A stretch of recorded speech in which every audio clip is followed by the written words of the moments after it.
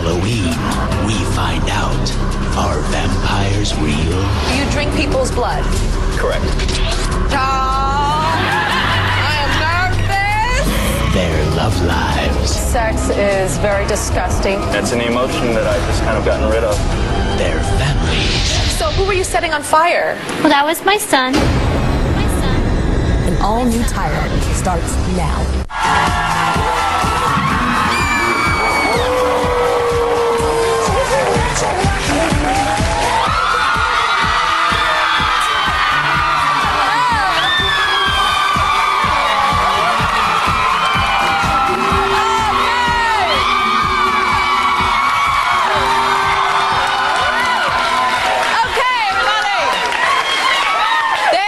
This crazy new HBO series about vampires called True Blood. I know y'all have heard of True Blood, right? Oh, yeah. And they've got this like off the hook, insane ad campaign. Check out these posters that they have for the show.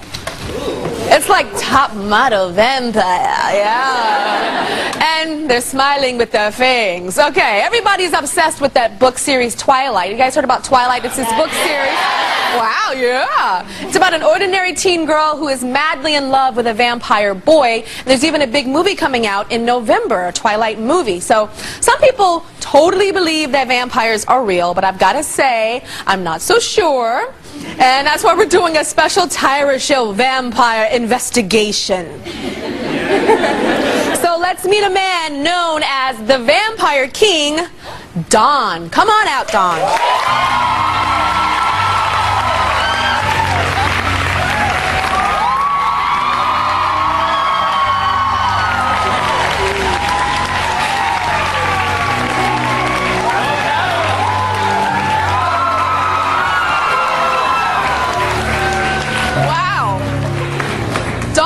Come sit next to you, but I'm nervous. Me too. Oh my God, I'm gonna hug a vampire. Ah! Oh my God, he has the teeth too. Sit down. He's got the teeth too. Okay, does anybody notice like how I'm dressed today? It's like, I'm like, child, I am nervous up in here. Same here. Oh, you're nervous too? Of course, you have a live studio audience. And you're nervous? Like, you have these fangs that can dig into my throat right now. Yeah, but usually I'm quite the hermit when I'm at home. So. Oh, you're a hermit? Yeah, quite a bit. Usually, I heard the Vampire King thing. Those who are in my circle usually call me the Emperor. But at the same time, I usually try to keep myself away from the regular energies of society and things like that. The regular energies. So that way I can focus on my studies. You know? Okay, so we're regular.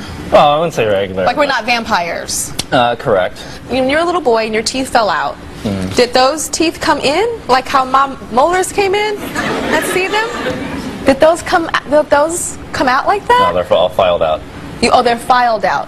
But did they grow that long, or did you add something to added, it? Yes. There's a little bit added. Okay. So, gosh, I'm looking at you on the monitor. Put them on the face. Wow, you look scary. You look like that movie Vampire Lestat. Yeah. Doesn't he? Yeah. Like, and sometimes, like, when people try to be vampires, they put, like, all the makeup on and stuff. Correct. I wanted to make sure that I reflected things in the correct atmosphere. But you don't even have the makeup on and stuff. You just have the face like a vampire. Okay. So sorry. Okay, let me get back to this. So, vampires are real? Yes, we are a real community that exists. The practice has been around for quite a long time. I should lead in to say that you have the Hollywood movies and things like that that actually cast a certain negative stereotype. We are, some of us actually have a religious faith, I guess you'd say. What's yours? I'm an eclectic. An eclectic would be someone who would... I thought he was going to say, I'm a Pentecostal. Well, if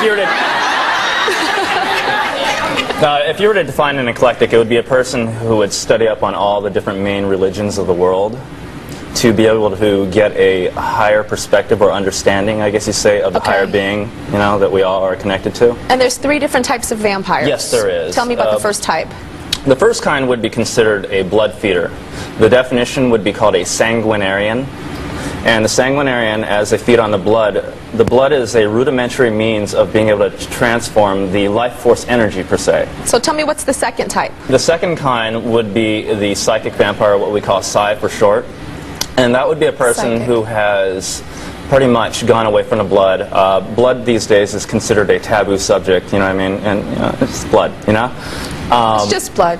But at the same time, it's a transference of the life force energy without touching someone or just by laying of the hands and such. Okay, and then the third type is the hybrid, which means both. Yes. Which type are you? I am a hybrid.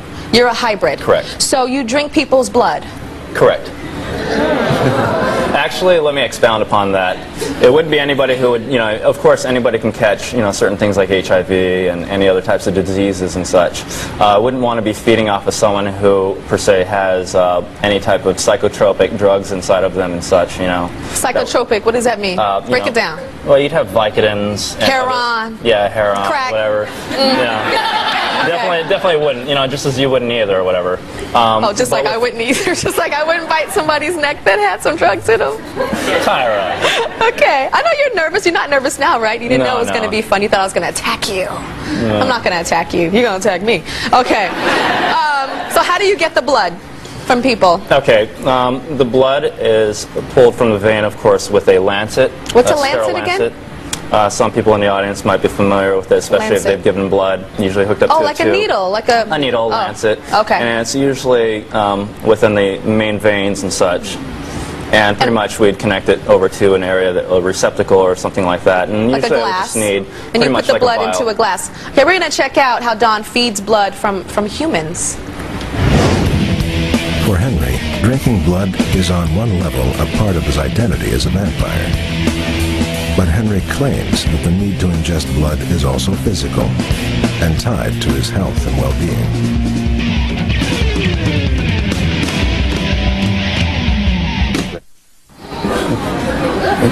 I was expecting that reaction.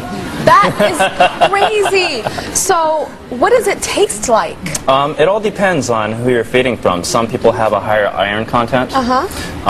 If you excuse my language here, but if you scare the crap out of somebody and they have a high amount of adrenaline in them, you can actually get an adrenaline high that is actually absorbed into it. So do you scare It'll last people about 2 first hours. and then bite them? No, that'll be quite, you know, mean. I'm quite humane. You Okay, you're humane, but you're not a human. know. Well, human body, but at the same time But not vampire. spiritually. Correct. Okay, and how much blood do you drink? If I were to do a feeding, it would be about 1 vial. One vial of blood, One like when vial we go to about the maybe doctor. 6 inches long. Yeah, Okay. about- All right. So when you drink the blood, you said it feels euphoric. It feels like sex. It can, yes. Yeah. Okay. Do you have sex? No, I don't actually. I'm celibate, believe it or not. No, What do you mean you're celibate? I don't have sexual practices or anything like that. I don't have a need for it, really. It's quite human. It's an emotion that I've just kind of gotten rid of. I study mostly priestly activities these days, so... So you study priest activities? Yes, more on a spiritual edge, I guess you'd say. Okay. So are you ever horny? Not really. I have in the past, of course, but at the same time, I've moved my mind away from that. So you don't have sex. I would think that in that movie, in the TV show True Blood on HBO, the vampires are having a lot of sex. There is this one scene, I think it was either the first or second episode, and the vampire is having sex with this one lady, and he's going, like, it was so scary. That was quite entertaining. So scary. Now, the clip that we watched was from National Geographic, all right? So National Geographic is like real. You know, when you're a little girl and you see that on the coffee table of your mama's house, you're like, ooh, that's a real magazine. So it's not like a game. Do you sleep in a casket? No, there's a difference between a casket and a coffin. What's the difference? A casket is something that has been brought over from Europe, and it's usually the thing that has the 2 different sections. Okay. And it looks a lot more modern. There's my coffin right there. Oh, a coffin is one thing, one correct. top. Then that would be considered a toe pincher. That one right there is about 7 feet long, about 2 feet tall. That one was custom made for me. And you sleep in that? From time to time, it's considered a sensory deprivation chamber. So you don't hear anything, smell anything? Correct. Okay, what's this about all your birthmarks fell off? What does that mean? That's one of those things that just happens over time, especially through purification. I've done lots of purification practices. So the birthmarks fall off Yes. your body? Yes. Okay, I have a birthmark on my neck. Get really close, Scott. Like, you have to get so close. There's a birthmark. So if I was a vampire, that would be gone? If there were certain practices that you did for certain cleanses, yes, purification.